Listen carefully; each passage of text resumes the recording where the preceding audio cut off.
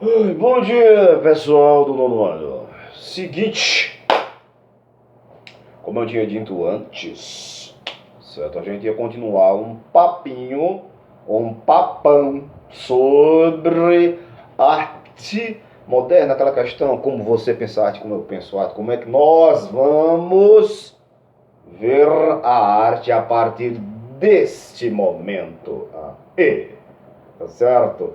Então, ou seja, as vanguardas europeias tiveram sua influência aqui no nosso país. O Brasil.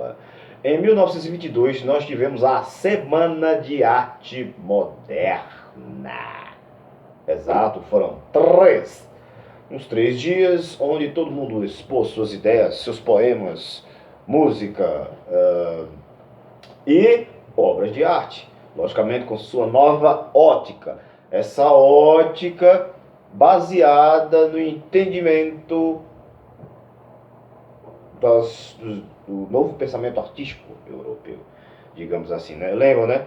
Do cubismo, futurismo, expressionismo, fauvismo, dadaísmo e surrealismo. Certo? Lembraram? Não? Vou ler de novo mais devagar. Falar mais devagar para vocês, certo? O cubismo, o futurismo, certo? O expressionismo, certo? O fauvismo, o dadaísmo e o surrealismo, certo? Então é o seguinte, esses movimentos europeus, eles tiveram influência aqui no Brasil, certo? Aí você diz, professor, mas por que de acho a gente vai estar vendo esse negócio de arte, pintura, sei o que, sei o que. Ou seja, são formas, como eu disse lá na outra aula, do ser humano expressar o que ele está vendo na vida, o que está acontecendo naquele momento, certo? Através de uma pintura, de uma poesia, de uma música, certo? Então, esse momento aí, ó a data, ó, 1922. 1922. O que é que aconteceu há um tempinho atrás? Pensa aí. Lembraram? Não. Certo? Certo? A grande crise de 1929. Lembra aí. Daqui a pouco eu vou dizer porque eu estou falando da crise de 1929. Certo? Então é o seguinte, certo? Surge a burguesia industrial no Brasil, em São Paulo, para ser mais específico, certo? Houve um aumento de imigrantes europeus para cá, né? Assim, não, como é que se diz? Não apenas italianos, certo? Mas muita gente veio para cá, certo? Italianos, japoneses, não posso dizer chineses, mas em minoria, certo? Mas italianos, japoneses, judeus também, inclusive, vieram para cá, para o Brasil, certo? Muita gente imigrou para cá, ou seja, fugindo dos conflitos europeus ou das catástrofes que aconteciam por lá, para ter uma vida melhor aqui, certo? E geralmente, no caso, São Paulo, trabalhar nas lavouras de café, entre outras coisas, tá certo? E naquele momento o descontentamento também da burguesia, certo? Com as tretas da política. E a gente vai estudar isso. Olha, 1929, certo? Café com leite. Como é café com leite, professor? Eu adoro café com leite, eu também gosto de café com leite. Só que é aquela questão, eram as oligarquias, ou seja, as panelinhas, certo? Os grupos que dominavam a política naquele momento no Brasil. You stand me? Alright? Andale. Então é o seguinte, certo? Esse movimento precursor, pioneiro, blá blá blá, etc., das vanguardas europeias, cujo eu já disse o nome das coisas, aconteceu o seguinte, em 1912, certo? O prefeito de São Paulo, Washington Luiz, errei, perdão pessoal, eita, me bananei aqui. certo? Oswald de Andrade, certo? Ele chegou da Europa, certo? Ele chegou fascinado naquele momento por tudo que ele tinha visto, as obras de arte, o que os caras estavam fazendo lá, tá certo? Então o seguinte, certo? Começava aí já a ele repassar aquelas ideias, falar aquelas ideias, digamos, né, futuristas, vanguardistas para os artistas brasileiros. Tanto é que ele disse, olha, estamos atrasados 50 anos de cultura, chafundados em pleno parnasianismo, certo? Assim, parnasianismo, pessoal, ou seja, é uma escola literária que os caras são muito classudos, são técnicos, são observadores, certo? Negam a questão do romantismo, dessas coisas, certo? Coisa técnica, perfeita e tudo mais, certo? Tanto é que nesse momento aí surge o anti-academicismo, ou seja, né, era o que é ensinado na faculdade, ou em cursos e etc e tal, aquela coisa clássica e tudo mais, que, lógico, os artistas já estavam bucólicos, sem um tchan, sem um toque mais humano, digamos assim, né, nas obras, né? Certo? Bom, a gente já sabe, falei no instante, sou não academicista, né? Tá certo?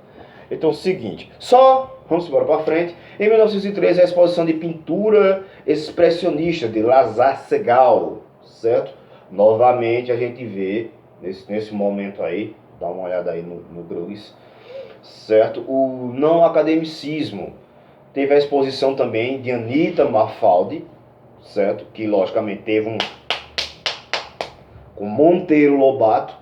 Lembra o escritor? Quem é, né? Monteiro Lobato. O cara fez o sítio do Pica-Pau Amarelo e tal, aquele negócio todo e tal, certo? E Monteiro Lobato, ele sentou a lenha nas ideias dessa galera vanguardista aí, modernista, né?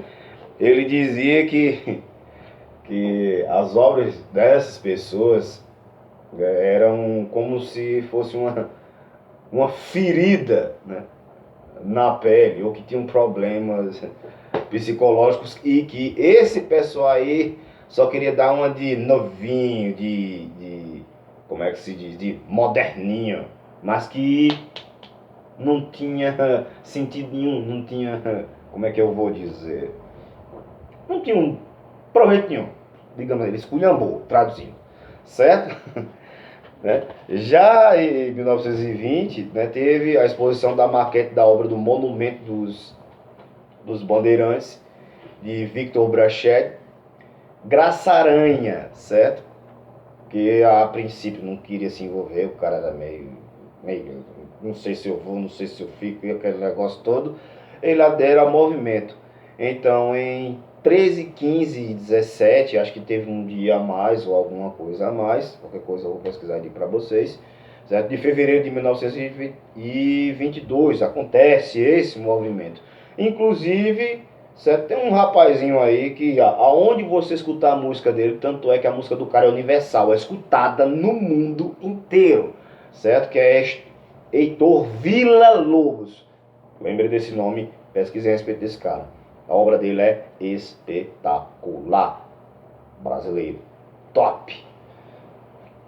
Certo? Então, existe a conferência também.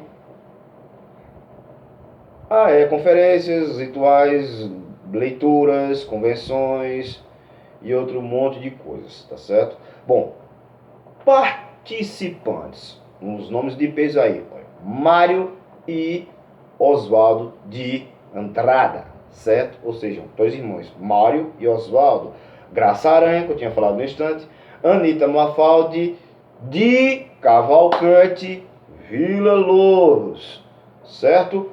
Dando uma recapitulada aí, qual a importância dessa bagaça todinha, certo? A desintegração do passado, a atualização intelectual, pesquisa, criação estética, consciência Peraí. Consciência criadora nacional. Eu me esqueci, perdão.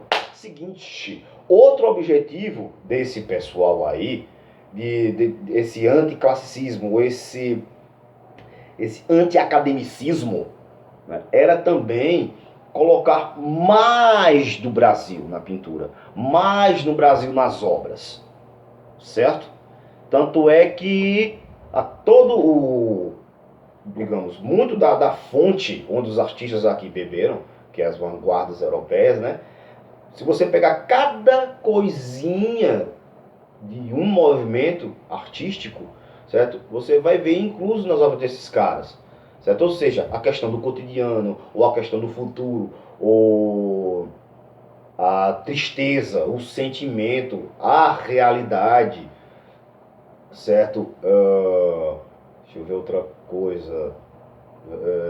Enfim, cada coisinha dessa foi colocada nessas obras. Agora, logicamente, certo? Trazendo o Brasil, o brasileiro, para as obras.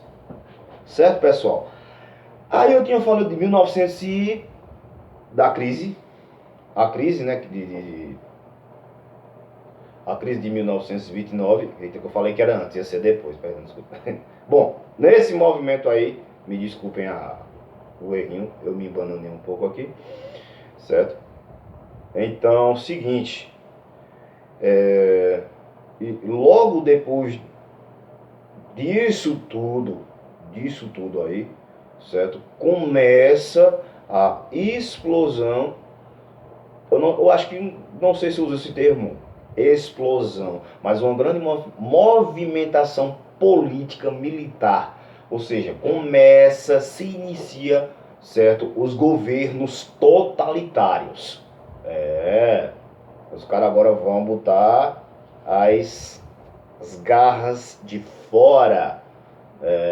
Na Alemanha, na Itália, na Espanha, Portugal, Brasil, Chile e entre outros lugares, certo? Que é uma coisa que nós vamos estudar, certo? O que é que Mussolini, Hitler, Stalin e outros ditadores ou como é que eu vou dizer, né? Governantes totalitários ou de política extrema aprontaram nesse momento aí, tá certo, pessoal?